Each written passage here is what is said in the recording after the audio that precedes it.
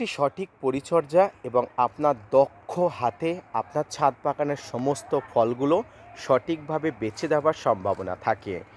একটি ছাদ বাগানে যখন প্রচুর পরিমাণ ফল আসে, সেই ফলগুলো যাতে সহজেই ঝরে না পড়ে তার জন্য আমরা সর্বাত্মকভাবে চেষ্টা করে থাকি। ছাদ বাগানে আজকের ভিডিওর আলোচনার বিষয়বস্তু হলো সবেদা গাছের পরিচর্যা, সবেদা গাছের সার প্রয়োগ, পাশাপাশি সবেদা গাছের প্রচুর ফুল থেকে যে গুটি এসছে এই গুটিগুলো ম্যাচুরিটি করতে আপনাকে কি স্পেশাল খাবার।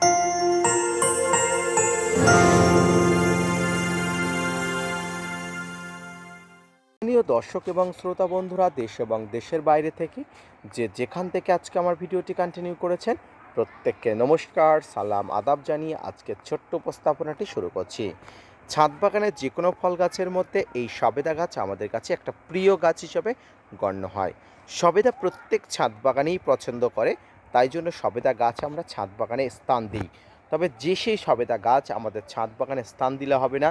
প্রথম কথা দরকার ভালো গ্রাফটিং গাছ।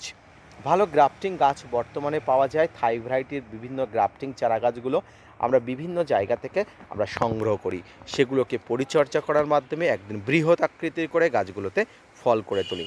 যাদের গাছটি ম্যাচুরিটি হয়ে গেছে এবং প্রচুর পরিমাণ ফল ধরেছে এই গাছের মতো, সেই গাছগুলোতে কি পরিচর্যা করতে হবে প্রথমেই বলি।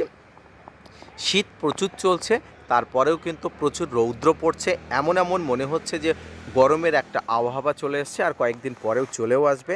তাই এই সময় যাতে এই ফলগুলো যাতে গরমের আবহাওয়ার মতো জলকষ্ট না পড়ে, কষ্টের মধ্যে না পড়ে, তার জন্য কিন্তু আপনাকে কিন্তু পর্যাপ্ত জল গাছের গোড়াতে দিতে হবে। মনে রাখবেন, একটি ফল ঝরে পড়বে কিন্তু জলের অভাবে, খাবারের অভাবে, নিউট্রিশনের অভাবে।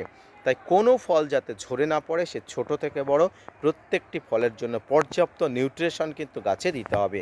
আর এদের মধ্যে অন্যতম সবার আগে এগিয়ে যেটি, সেটি হলো জল। ছাদ বাগানে গাছে ফল আসার পরবর্তীতে জলের ব্যবহার কিন্তু বাড়াতে হয়, আর সবেদা গাছেও কিন্তু এটি ব্যতিক্রম নয়। সবেদা ফলগুলো খুব ধীর গতিতে বাড়লেও জল কিন্তু প্রচুর দরকার হয়, তাই জল কিন্তু আপনাকে যথেষ্টভাবেই দিতে হবে। প্রিয় দর্শক মণ্ডলী, এই জল কতটা পরিমাণ দেবেন সেটা কিন্তু অবশ্যই আপনার জানা উচিত। সবসময় গাছের গোড়াতে যে জল দেবেন সেই জল যাতে গাছ পর্যাপ্ত হারে নিতে পারে তেমন জল দেবেন। অতিরিক্ত জল দেওয়ার কোনো দরকার নেই। আর আপনি যে জল দেবেন সেই জলের মধ্যে কিছু খাবারও মিশিয়ে দিতে পারেন, যেমন পটাশ সার, ফসফেট সার, বিভিন্ন নিউট্রিশনজনিত খাবারগুলো মিশিয়ে গাছের গোড়াতে দেবেন। এতে কি হবে, গাছের মাটি বিভিন্ন খাবারের উৎস পাবে এবং বেঁচে থাকার জন্য যে জল সেটিও কিন্তু পেয়ে যাচ্ছে। এক কথায় গাছের নিউট্রিশন মাটি থেকে পেয়ে যাচ্ছে, এতে মাটি কিন্তু আরও উর্বর হচ্ছে, ফলগুলো দ্রুত বৃদ্ধির জন্য নানা উপকরণ পেয়ে যাচ্ছে। এবার আসি গাছের বিভিন্ন পাতাতে। গাছের পাতার মধ্যে অন্যতম হলো ফল। এই ফলগুলো যখন থাকছে, ফলগুলো বৃদ্ধি, ফেটে যাওয়া এবং পড়ে যাওয়া ইত্যাদি সমস্যা দেখা যায়। ফলগুলো যাতে ঝরে না পড়ে তার জন্য আপনাকে মাইক্রোনিউট্রিয়েন্ট প্রয়োগ করতে হবে, বিভিন্ন ইমিউনিটি খাবার প্রয়োগ করতে হবে। এর মধ্যে অন্যতম হলো বোরন, পটাশ, এই খাবারগুলো এগুলো কিন্তু আপনাকে দিতে হবে। বোরনের মধ্যে সলুবার বোরন বা মোবোবিন, বিভিন্ন ধরনের পটাশ, এই ধরনের খাবারগুলো আপনাকে পর্যালোচনা করে দিতে হবে যাতে গাছে অতিরিক্ত না পড়ে, এবং আপনার সাধ্যের মধ্যে যে খাবারগুলো পাওয়া যায় সেই খাবারগুলো অবশ্যই দিয়ে দেবেন।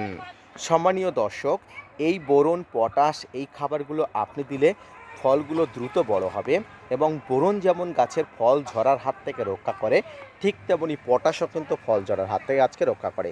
ছোট্ট ফল থেকে শুরু করে ম্যাচুরিটি ফলগুলোর প্রত্যেকটা ক্ষেত্রে কিন্তু বোরন এবং পটাশের অনিবার্য কারণ রয়েছে এবং ব্যবহার করতেই হবে, এটুকু মনে রাখবেন।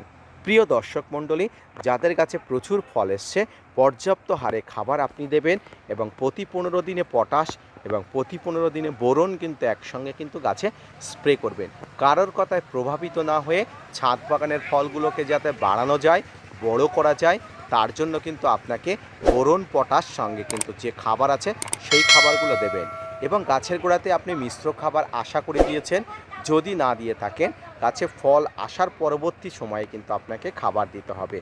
বলে রাখি, ফল যত ভালো চাইবেন গাছের গোড়াতে কিন্তু খাবার তত ভালো দিতে হবে। এই যে ফলগুলো দেখছেন, এই ফলগুলো কিন্তু বড় হবে আপনার কিন্তু সঠিক খাবারে। তাই গাছের গোড়াতে খাবার কিন্তু আপনাকে দিতে হবে, আর এই খাবারের মধ্যে অন্যতম হলো মিশ্র খাবার। মিশ্র খাবারের মধ্যে প্রচুর পরিমাণ উপাদান থাকে, যার মধ্যে গাছের বেঁচে থাকার নানা উপাদান থাকে।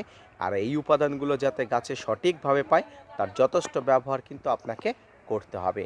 এর পাশাপাশি গাছে বিভিন্ন ফাঙ্গাস এবং কীটপতঙ্গর আক্রমণ যাতে না হয় তার জন্য ফাঙ্গিসাইড এবং কীটনাশক যথাযথভাবে ব্যবহার করতে হবে, যাতে গাছের ফলগুলো কোনোভাবে আক্রান্ত না হয় এবং ফলগুলো ঝরে না পড়ে। প্রিয় দর্শক মণ্ডলী, একটি ছোট সবেদা গাছ রোপণ করা থেকে শুরু করে বড় করার মধ্যে আপনার অনেক পরিচর্যা করতে হয়। একটা ছোট্ট গাছের ক্ষেত্রে যেমন নাইট্রোজেনের দরকার হয়, একটা বড় পর্যাপ্ত গাছের ক্ষেত্রে কিন্তু ততটা নাইট্রোজেন দরকার হয় না, কারণ তখন গাছে নাইট্রোজেনের পরিবর্তে ফসফরাস এবং পটাশ অত্যন্ত গুরুত্বপূর্ণভাবে দরকার হয়।